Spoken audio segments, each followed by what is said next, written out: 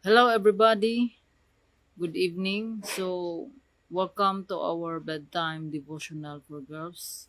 So, ani ana pud ta sa ika-day 249 sa ato ang devotional. So, karon tigkatog na gayud.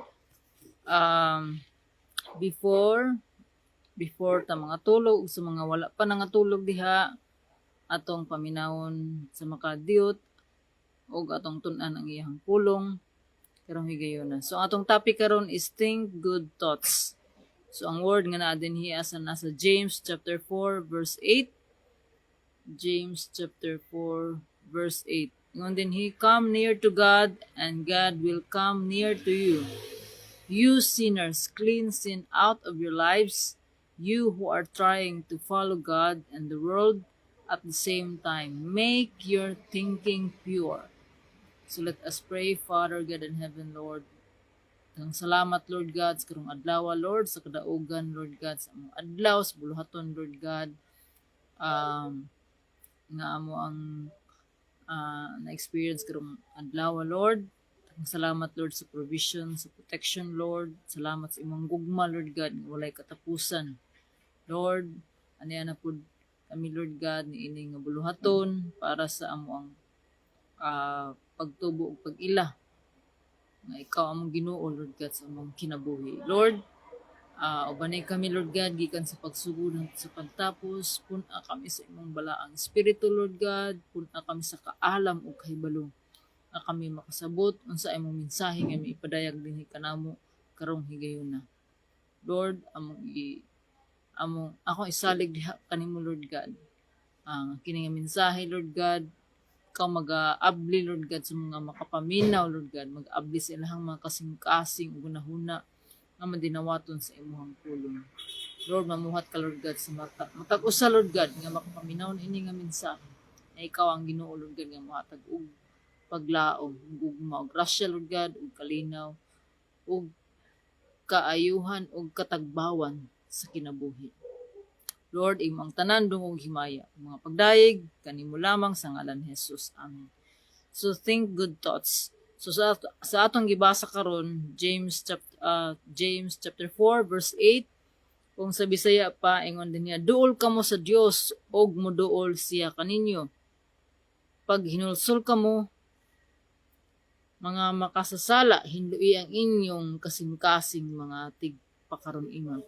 Before ani nga verse, ingon sa Ginoo, busa pag masinugtanon kamo sa Dios, sukli ninyo ang yawa ug mudagan siya. So mao kini nga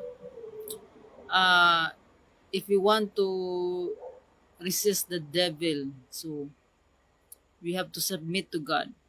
Submit to God, resist the devil, and the devil will flee. So ang ingon diri sa tuang word is come near to God. So kita mismo gayud ang mangita. Ingon pa sa Matthew 6:33, seek first the kingdom of God and his righteousness, and all these things shall be added unto you. So as a result of our seeking God, and every day, so we walk with God. So dinhi ang mahatag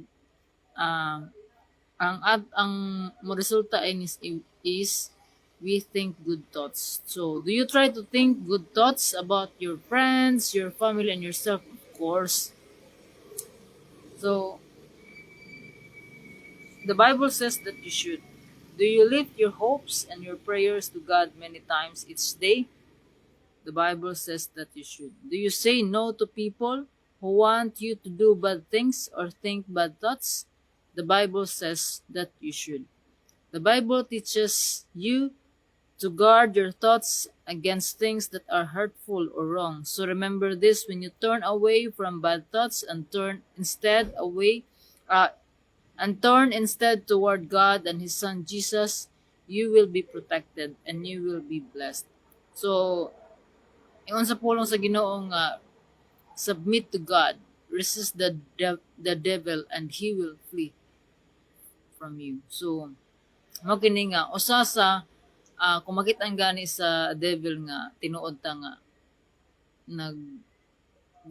nagtuo kang Kristo ug unya nga kanang ma-resist na ni submit ta sa Ginoo, So mudagan gyud ang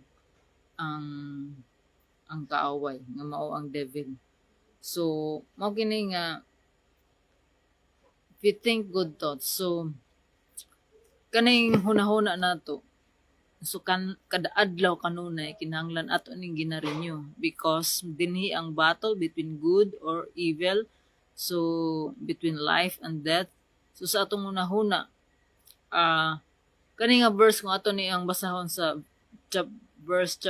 James chapter 4 verse 1 to 8 yung dinhi ang kanabitang pagpakighigala sa kalibutan. Kaya maingon ta nga mutuo ko Ginoo pero ang ato ang binuhatan sukwahi sa ato ang gituohan. So mao na nga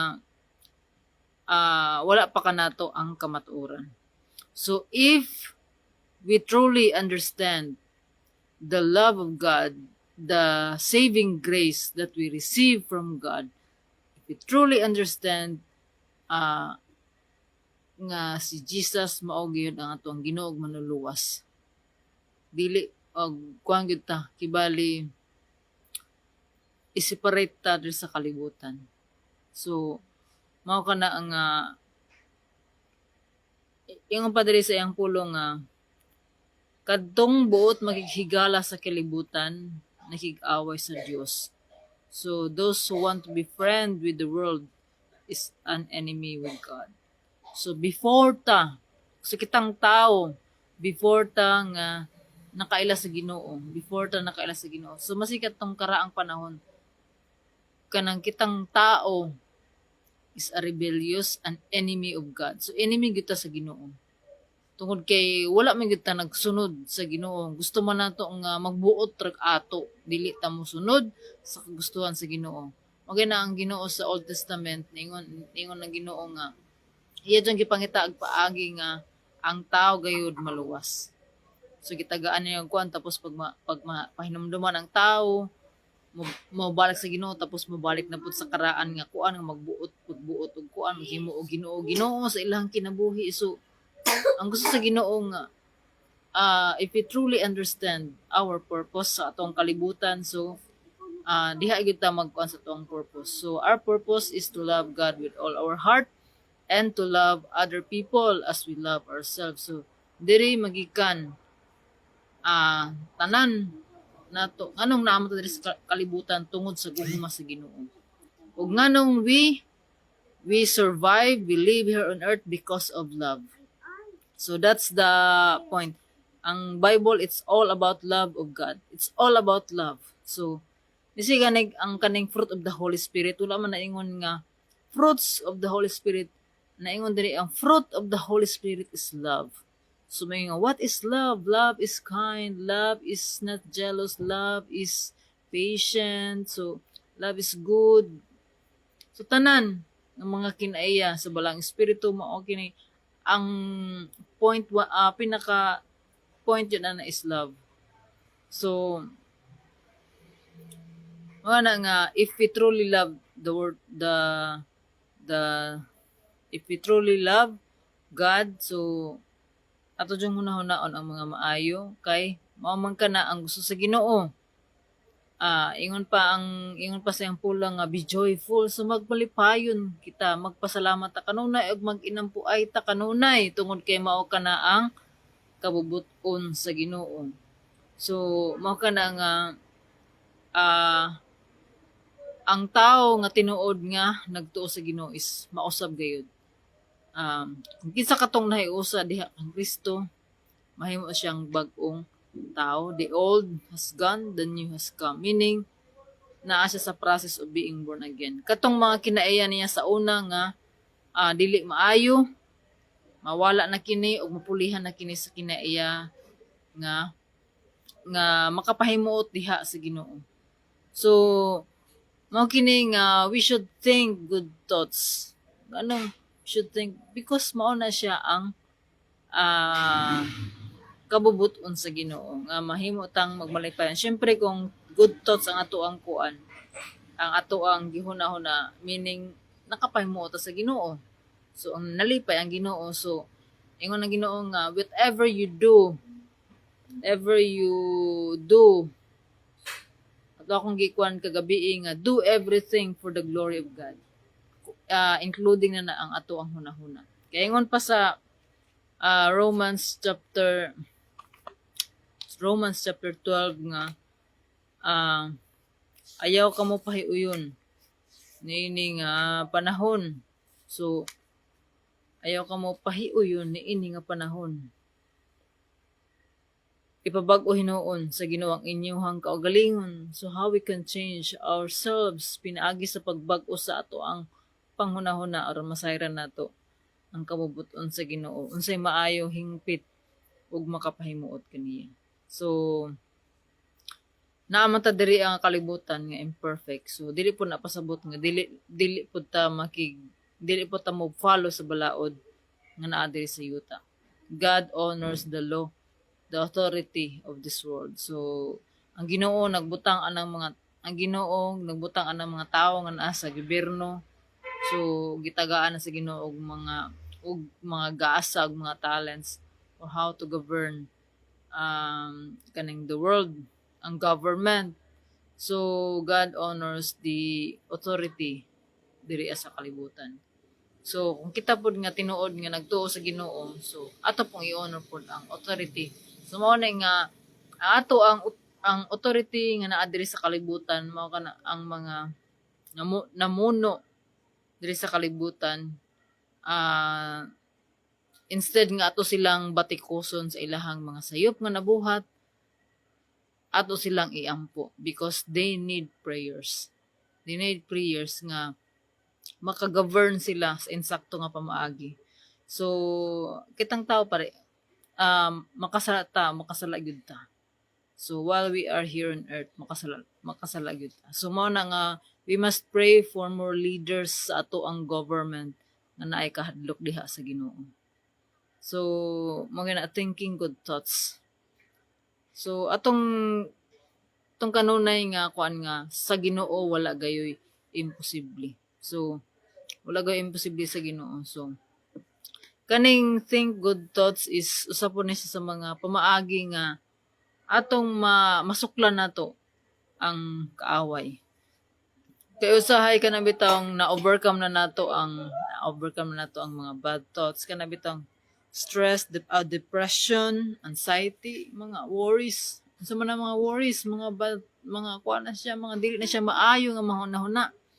So dili na sa mind nag-battle. So mao na nga we should lift them up to God. So whatever worries we have right now, so sa mga naminaw karon, I don't know what you are right now. So if you have worries, if you have kanang stress sa mga butang, stress ka sa mga butang, so you must remember that we are not in control. But God is in control. Ang Ginoo na i-control sa tanan. So ato nang ihatag sa Ginoo what is beyond our control. So we lift him up to God. And God will give us the peace that we need. Nga maski pa man gubot ang kalibutan, so naatay kalinaw because we know that God can do anything. Ang Ginoo mo provide sa ato ang mga panginahanglanon. So wala ta kay baon sa mga pamaagi, basta mo salig mo tuo ta kaniya because ang Ginoo tinuod ang iyahang gisulti tungod kay siya raang namatay nga nabanhaw og tuwa na sa langit, nisaka sa langit. So mao kini nga ang claim ni Jesus, tinuod nga siya Ginoo. So angay lamang gayud na siya nato nga saligan tuuhan ug kalagaran. So whatever we do, whatever we have, whatever we are, we should serve God. We should love God with all our heart. We should do everything for the glory of God. So